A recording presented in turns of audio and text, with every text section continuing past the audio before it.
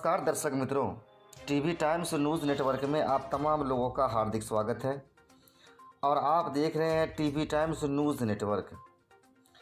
आज 16/11/2023 को डीएम सहित वरीय अधिकारियों की उपस्थिति में लखनौर प्रखंड के लखनौर पश्चिमी पंचायत एवं मधेपुर प्रखंड के पछी पंचायत में जनसंवाद कार्यक्रम का हुआ आयोजन।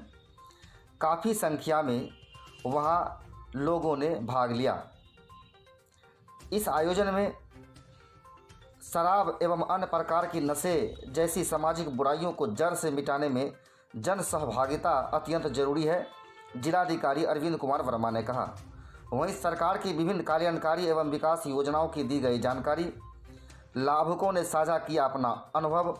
वहीं कुशल युवा कार्यक्रम से न सिर्फ मेरी भाषा ज्ञान में वृद्धि हुई है, बल्कि आज मैं कंप्यूटर ज्ञान में भी दक्ष हूँ। मैं आज इस कार्यक्रम में बोल रहा हूँ, वो कुशल युवा कार्यक्रम की ही देन है। निश्चित रूप से कुशल युवा कार्यक्रम ने मेरे अंदर के सारे झिझक को ख़त्म कर दिया और मुझे आत्मविश्वास से भरा बना दिया। कृष्ण कुमार मंडल ने कहा, पानी की बर्बादी को रोकना अपनी आदत बनानी होगी। जिलाधिकारी अरविंद कुमार वर्मा ने सक्षम लोग अनिवार्य रूप से अपने घरों में छत, वर्षा जल संचय सौख्ता का निर्माण जरूर करवाएं। वहीं जिलाधिकारी ने कहा, कचरा प्रबंधक कार्यक्रम की सफलता के लिए सभी का सहयोग अत्यंत जरूरी है। जिलाधिकारी ने जिले के सभी युवा एवं महिलाओं से अपील करते हुए कहा, मजबूत लोकतंत्र के लिए सशक्त भागीदारी जरूरी है और वह तभी संभव होगा जब आपका नाम वोटर लिस्ट में होगा। अतः अपना नाम वोटर लिस्ट में अवश्य जुड़वाएं। वहीं छठ पर्व पर बहुत से लोग जो बाहर रहते हैं निश्चित रूप से अपने घर आए और उन सभी का नाम वोटर लिस्ट में अवश्य जुड़वाएं। तथा नशा न करना, नशा जहर है, जीना है तो पापा शराब नहीं पीना। वोट का महत्व, स्कूल बच्चों ने शराब के दुष्प्रभाव एवं मतदाता जागरूकता को लेकर गीत संगीत के माध्यम से बड़ी शानदार प्रस्तुति दिया। जिलाधिकारी ने कहा, आम जनता एवं जनप्रतिनिधियों से प्राप्त सुझाव एवं फीडबैक पर होगी त्वरित कार्रवाई। बता दूं, मधुबनी जिला के लखनौर और पश्चिमी पंचायत में जिलाधिकारी अरविंद कुमार सहित कई वरीय अधिकारियों की उपस्थिति में लखनौर प्रखंड में लखनौर पश्चिमी पंचायत एवं मधेपुर प्रखंड के पश्चिमी पंचायत में जनसंवाद कार्यक्रम आयोजित हुआ। जनसंवाद कार्यक्रम में सैकड़ों की संख्या में आमजनों सहित काफ़ी संख्या में स्थानीय जनप्रतिनिधियों ने भाग लिया। इस जनसंवाद कार्यक्रम में सरकार की कल्याणकारी एवं विकास योजनाओं की विस्तृत जानकारी दी गई। वहीं कहीं लाभुकों ने अपना अनुभव भी साझा किया तथा फीडबैक भी दिया। जनसंवाद कार्यक्रम में जिलाधिकारी ने शराब के दुष्प्रभाव को जानकारी देते हुए कहा कि शराब एवं अन्य प्रकार की नशा जैसी सामाजिक बुराइयों के विरुद्ध जन आंदोलन खड़ा कर हम इसे जड़ से मिटा सकते हैं। उन्होंने कहा कि व्यापक जन सहभागिता से ही इन सामाजिक बुराइयों को जड़ से मिटाया जा सकता है। जिलाधिकारी ने चलाए जा रहे मतदाता पुनरीक्षक कार्यक्रम की जानकारी देते हुए कहा कि मजबूत लोकतंत्र के लिए सशक्त भागीदारी जरूरी है और वह तभी संभव होगा जब अपना नाम वोटर लिस्ट में होगा। अतः अपना नाम, विशेषकर महिला एवं युवा अपना नाम वोटर लिस्ट में अवश्य जुड़वाएं। उन्होंने कहा कि छठ पर्व पर बहुत से लोग जो बाहर रहते हैं निश्चित रूप से अपने घर आए और उन सभी का नाम वोटर लिस्ट में आवश्यक जुड़वाएं। सरकार की जल जीवन हरियाली अभियान के चर्चा करते हुए उन्होंने कहा कि हमें पानी के महत्व को समझना होगा, साथ ही पानी की बर्बादी को रोकना अपनी आदत बनानी होगी। सक्षम लोग अनिवार्य रूप से अपने घरों में छत, वर्षा जल संचय सौख्ता का निर्माण जरूर करवाएं। सभी लोग अधिक से अधिक पौधे लगाएं। उन्होंने जिले के युवाओं से आर्थिक हल, युवाओं के बल निश्चित योजना के तहत बिहार स्टूडेंट क्रेडिट कार्ड योजना, कुशल युवा कार्यक्रम, स्वयं सहायता भत्ता योजना का अधिक से अधिक लाभ उठाने का अपील भी किया। वहीं कुशल युवा कार्यक्रम की चर्चा करते हुए जिलाधिकारी ने कहा कि आज इस कार्यक्रम में कुशल युवा कार्यक्रम के लाभुकों कृष्ण कुमार की भाषा कुशल एवं इतने लोग के बीच धारा प्रवाह बोलते हुए देखकर मुझे काफ़ी खुशी हो रही है। उन्होंने कृष्ण के लिए लोगों से तालियां बजवाकर उसका हौसला अफजाई किया। जिलाधिकारी ने कहा कि जल जीवन हरियाली अभियान एवं कचरा प्रबंधक कार्यक्रम की सफलता के लिए सभी का सहयोग अत्यंत जरूरी है। जिलाधिकारी ने उपस्थित लोगों से अपील करते हुए कहा कि आज समय की मांग है कि हम हर वह व्यक्ति जो सक्षम है अनिवार्य रूप से वर्षा जल संचयन एवं स्वच्छता का निर्माण कर जल संरक्षण कार्यक्रम में अपनी मजबूत भागीदारी निभाए। उन्होंने कहा कि व्यापक जन सहभागिता से ही जल जीवन हरियाली अभियान की को सफलतापूर्वक बनाया जा सकता है। उन्होंने उपस्थित लोगों से अपील करते हुए कहा कि अधिक से अधिक वृक्षारोपण करें। इसके पूर्व उप विकास आयुक्त विशाल राज ने जनहित की महत्ता योजनाओं के संबंध में आम जनता को विस्तार से बताया। योजनाओं का उद्देश्य लाभ प्राप्त करने की प्रक्रिया, योजनाओं को आम जनता के जीवन में सकारात्मक प्रभाव तथा जन सहभागिता पर बारीकी से प्रकाश डाला। जन संवाद कार्यक्रम में डीएम अरविंद कुमार वर्मा ने अपने संबोधन में कहा कि पूर्ण पारदर्शिता एवं उत्तराधिकारिता के साथ लखनऊ एवं मधेपुर प्रखंड के विकासात्मक एवं लोक कल्याणकारी योजना का सफलतापूर्वक क्रियान्वयन किया जा रहा है। डीएम ने कहा कि आम जन तक सरकार की सभी कल्याणकारी एवं विकास योजनाओं की जानकारी पहुंचाना एवं जनता एवं प्रशासन के बीच बेहतर समन्वय कायम करना जन संवाद का प्रमुख उद्देश्य है। उन्होंने कहा कि जन संवाद कार्यक्रम में प्राप्त सुझाव एवं फीडबैक पर त्वरित कार्रवाई की जाएगी तथा इस सभा को संबोधित करते हुए उक्त कार्यक्रम में उप विकास आयुक्त विशाल राज, डीपीआरओ परमिल कुमार, एसडीओ एवं एसडीपीओ झंझारपुर, ओएसडी अमित विक्रम बेनामी, जिला कृषि पदाधिकारी, जिला शिक्षा पदाधिकारी सहित सभी जिले स्तरीय पदाधिकारी, स्थानीय जनप्रतिनिधि एवं काफ़ी संख्या में आमजनों ने भाग लिया। अब टीवी टाइम्स के न्यूज़ बिहार हेड संजय कुमार सिंह के साथ और कैमरामैन लंदन के साथ आगे की रिपोर्ट। में आयोजित इस जनसंवाद कार्यक्रम में उपस्थित डीडीसी साहब, एसडीओ साहब, एसडीपीओ साहब, उपस्थित सभी अन्य पदाधिकारीगण, यहाँ पर मधेपुर प्रखंड के सभी सम्मानित जनप्रतिनिधिगण, पचही, नवादा, प्रसाद, मधेपुर पूर्वी और पश्चिमी पंचायतों के सभी सम्मानित मुखिया जी, सभी सम्मानित सरपंचगण, सम्मानित वार्ड सदस्य, सम्मानित पंचगण, उपस्थित विभिन्न पंचायतों के आए हुए सभी अन्य सम्मानित निवासीगण, माताओं बहनों और काफी भारी संख्या में आए हुए सारे बच्चों, बहुत धन्यवाद की बात है। इतने अधिक संख्या में आप लोग आए हैं। कैंपस इसके सामने छोटा लग रहा है। मीडिया के भाइयों और देख रहे हैं तो कुछ लोगों को तो बैठने की भी जगह नहीं मिली, उसके बाद भी आप लोग इसको ध्यान से कार्यक्रम को सुन रहे हैं। मैं वाकई में पुनः अनुरोध करूंगा कि जोरदार तालियों से एक बार आप लोग अपने लिए धन्यवाद आप लोग करें। और जो उधर बरामदे में खड़े हैं, मैं अनुरोध करूंगा झुकेंगे नहीं बच्चे, नहीं तो गिर के दुर्घटना हो सकती है। थोड़ा देखे रहें, पीछे हट के उसको सुन लेंगे। जन संवाद कार्यक्रम जैसा कि आप लोग जानते हैं, हम लोग हर प्रखंड में जाके और ये कार्यक्रम कर रहे हैं। और इस कार्यक्रम के तहत हम लोग सभी जो सरकारी महत्वपूर्ण कार्यक्रम है, योजनाएं हैं, उसके बारे में जानकारी दे रहे हैं, उसकी उपलब्धियों के बारे में बता रहे हैं, किस प्रकार से सभी योजनाओं का क्रियान्वयन हो रहा है। अभी आप लोगों ने डीडीसी साहब को सुना, उन्होंने बहुत विस्तार से कई सारे सरकारी योजनाओं के बारे में आपको जानकारी दी। साथ ही साथ आप ही के बीच के कुछ लाभुकों ने जो कि विभिन्न सरकारी योजनाओं का लाभ प्राप्त किए थे, उसके बारे में आपको जानकारी दी। मुझे पूरा विश्वास है कि आप सभी लोगों ने बहुत ही ध्यानपूर्वक उन सब बातों को सुना होगा और निश्चित रूप से उसके कारण से आप सभी लोग लाभान्वित भी होंगे, क्योंकि हम लोग कई बार देखे हैं कि कई योजनाओं का लाभ इसलिए लोगों को नहीं मिल पाया है क्योंकि उनको उसकी जानकारी नहीं। तो कम से कम मैं यही अनुरोध करूंगा आप लोग कि ज़्यादा से ज़्यादा लोगों को जो भी चर्चाएं यहाँ पे हुई हैं, जो बैनर, पोस्टर और पैम्फलेट देख रहे हैं आप लोग, जो मिलेगा उसके बारे में सभी लोगों को बताएं, ताकि ज़्यादा से ज़्यादा लोग जो भी योग्य है, जिनको लाभ मिल सकता है, इसके तहत लाभ प्राप्त कर सकें। इतनी देर से आप लोग सुन रहे हैं, मैं जानता हूँ, समझता हूँ कि इतना देर लगातार ध्यान दिए रहना, फोकस करना थोड़ा कठिन रहता है। बस 15-20 मिनट समय आपका और लेंगे। मैं अनुरोध करूंगा आप लोग 15-20 मिनट और ध्यान से सुन लेंगे, तभी ताकि सभी लोग लाभान्वित हों। 5-6 चीजें मैं बात करूंगा उसमें।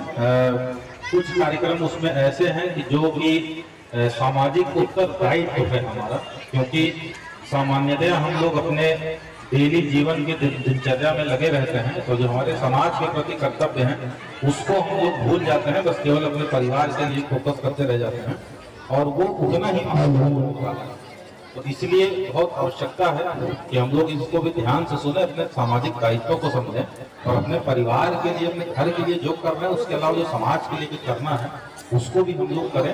क्योंकि जब समाज नहीं रहेगा तब परिवार नहीं बचता, समाज रहेगा तभी आप लोग भी रहेंगे, तभी हम लोग भी रहेंगे। तो सबसे पहला कार्यक्रम जो हम लोग बात करेंगे वो स्वच्छता कार्यक्रम के बारे में बताना चाहेंगे कि स्वच्छ भारत मिशन लोहिया स्वच्छ बिहार अभियान के अंतर्गत अभी पंचायतों के द्वारा स्वच्छता कार्यक्रम चलाया जा रहा है।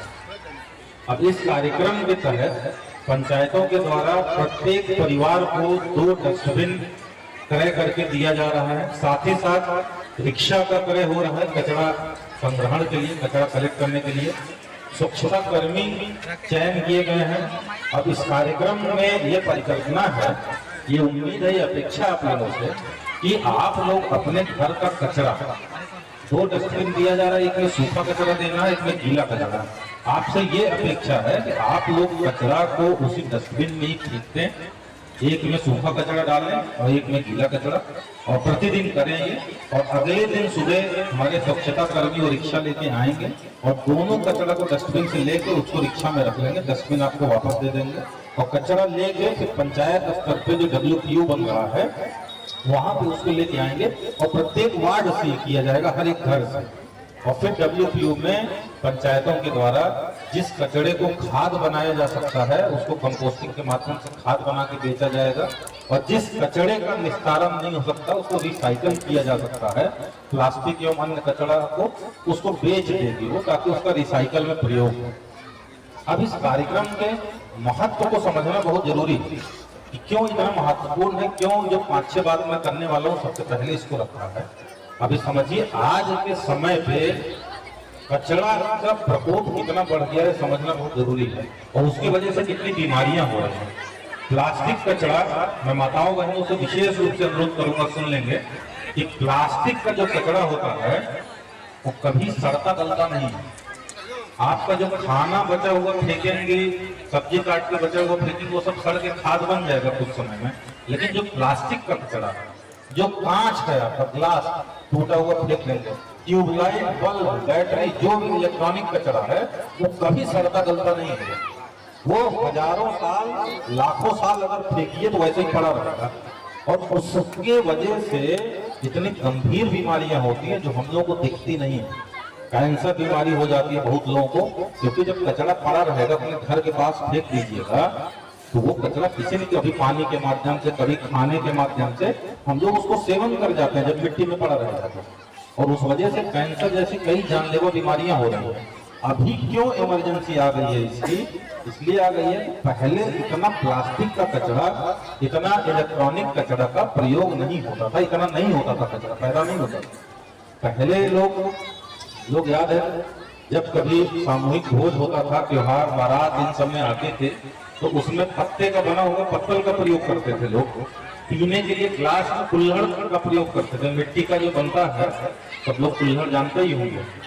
आज के समय पे हर चीज प्लास्टिक की थाली, प्लास्टिक की कटोरी, प्लास्टिक का ग्लास सब प्रयोग करते हैं, उसके बाद कहीं एक जगह फेंक देते हैं। जिस गांव में बारात आती है ना, अगले दिन जाके देखिए प्लास्टिक के कचरे का अंबार लगा रहता है वहां पे। साथ ही साथ तो बिजली के आइटम, बल्ब, ट्यूबलाइट, ये पहले कहाँ इतने थे, आजकल बहुत ज्यादा होने लगे हैं। अभी कचरा इतना पैदा हो रहा है कि जा कहाँ रहा है, तो हम लोग सब फेंक दे रहे हैं। अब इतना हर साल इतना कचरा हो रहा है और कचरा वो सड़ भी नहीं रहा है, तो आप परिकल्पना करिए उस कचरे का क्या होगा आगे 10-15 साल बाद, उसका क्या होगा। तो कचरा इकट्ठा होता रहेगा, एक समय बाद आपको पूरी पंचायत में उसी कचरे में ही दबी रहेगी, और इतनी बीमारियां होंगी आपके बच्चों, जो नन्हे छोटे बच्चे दिख रहे हैं, इनके आने वाले पीढ़ी में ना बहुत बीमारियां इन लोगों को होने लगेंगी। इसीलिए बहुत इमरजेंसी है इसको समझने की कि उसको हम लोग कचरे का निस्तारण अभी से शुरू करते हैं। तो कार्यक्रम चलाया जा रहा है, कई पंचायतों में प्रारंभ हो गया है, जिनमें नहीं प्रारंभ हो पाया है इस साल तक प्रारंभ हो जाएगा। अब उसमें आपसे क्या सहयोग है, क्यों आपको बता रहे हैं, ये जानना जरूरी है। ये तो बताए क्यों बहुत महत्वपूर्ण है, और क्यों इसमें सचेत नहीं हुए, जानलेवा बीमारी पूरे पंचायत में फैलने लगेगी, ये तो अभी पता है। अब आपका क्या रोल है, कहाँ कहाँ पे हम लोग इसमें असफल हो रहे हैं, वो जानना जरूरी है। तो 2-3 चीजों में आपकी सहयोग की अपेक्षा है। मैं इसमें आपका ध्यान चाहूंगा कि आप लोग ध्यान दें इसको। एक तो हमारी माताओं बहनों के द्वारा जो कचरे का डब्बा दिया गया है हर परिवार को, उसमें कचरा नहीं रखा जा रहा है। बहुत जगह पे हम लोग जांच में गए तो बहुत परिवार कचरे के डब्बे में कचरा रख रहे थे, लेकिन बहुत सारे परिवारों में जांच में हम लोग पाए तो उसमें अनाज रखा हुआ था, दाल चावल रखा हुआ था। अब सोचिए कितना महत्वपूर्ण काम है वो। कचरा आपको पूरी पंचायत को बीमारी से बचाता, अगर कचरे को लेके चले जाते आप उसको जो है अनाज उसमें रख ले रहे हैं तो कचरा मतलब घर पर फेंक रहे होंगे। कई जगह पे उसको बाल्टी के रूप में प्रयोग हो रहा है, बाथरूम में नहाने के बाल्टी के रूप में पानी रख रहे हैं लोग। तो सोचिए जो जिस काम के लिए दिया गया था उसके लिए ना प्रयोग कर कुछ और प्रयोग कर रहे हैं। तो मेरा यही आपसे सहयोग की अपेक्षा है कि जो आपको डस्टबिन दिया गया है, एक में सूखा कचरा डालें, एक में गीला कचरा डालें, ताकि हमारे स्वच्छता कर्मी प्रतिदिन उसको लेके चले जाएं। और दूसरा ये भी हम लोग पाए कि कुछ परिवारों में कचरे के डब्बे प्रयोग कचरे के डब्बे के रूप में कर रहे थे, लेकिन सारा कचरा उसमें नहीं फेंक रहे थे। हमारे बच्चे बैठे हुए हैं, आप लोग ध्यान से सुनिए। ये आदत हम लोग कुरकुरे खाएंगे कहीं बाहर फेंक देंगे, कुछ भी करेंगे कहीं बाहर फेंक देंगे।